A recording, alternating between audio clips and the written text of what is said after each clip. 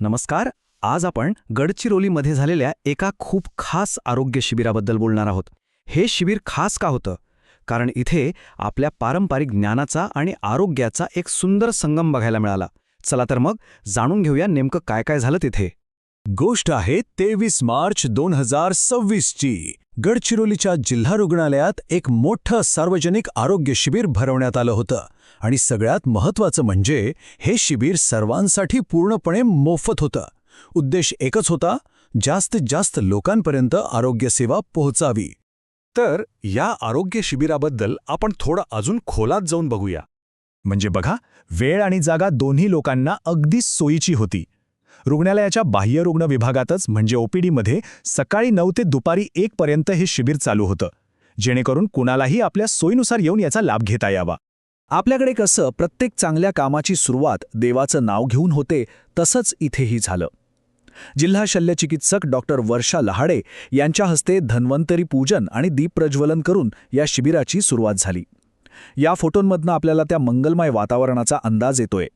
आता हा उपक्रम फक्त गडचिरोलीपुरता मर्यादित नव्हता, तर तो एका मोठ्या राष्ट्रीय योजनेचा भाग होता. आणि ती योजना म्हणजे राष्ट्रीय आयुष अभियान. आता आयुष हा शब्द ऐकून अनेकांना प्रश्न पडला असेल की हे नक्की आहे तरी काय. तर आयुष म्हणजे AYUSH. हे आपल्या 5 पारंपरिक भारतीय वैद्यकीय प्रणालींचं पहिलं अक्षर घेऊन तयार झालेले नाव आहे. यात आयुर्वेद, योग आणि निसर्गोपचार, युनानी, सिद्ध आणि होमिओपॅथी यांचा समावेश होतो. ठीक आहे, तर आता सर्वात महत्त्वाचा भाग, तिथे आलेल्या लोकांना नक्की कोणते उपचार मिळाले, काय मार्गदर्शन मिळालं, चला बघूया. इथे वेगवेगळ्या विभागांमार्फत उपचार दिले जात होते. जसं की आयुर्वेद विभागामध्ये मधुमेह आणि लठ्ठपणा यांसारख्या आजारांवर पंचकर्म, शिरोधारा असे उपचार होते. होमिओपॅथीमध्ये मुतखडा किंवा श्वसनाच्या विकारांवर औषधं दिली जात होती. आणि योग विभागात तर सांधेदुखी आणि वाढत्या वयाच्या त्रासांवर आसनं, प्राणायाम आणि ध्यानाद्वारे मार्गदर्शन केलं जात होतं. अर्थात हे सगळं यशस्वी करण्यामागे एक मोठी तज्ज्ञ टीम होती. जिल्हा आयुष विभागाचे सगळे डॉक्टर आणि आरोग्य अधिकारी मिळून हे शिबिर चालवत होते. प्रत्येकाची तपासणी अगदी काळजीपूर्वक केली जात होती. बरं, इतकं सगळं आयोजन केलं, एवढे डॉक्टर आले, पण याचा खरंच किती फायदा झाला? हे शिबिर यशस्वी ठरलं का? चला याचाच आढावा घेऊया. या मोफत आरोग्य शिबिराला लोकांनी खूप चांगला प्रतिसाद दिला, हे तर खरंय. पण नक्की किती लोकांनी याचा फायदा घेतला असेल? काही अंदाज?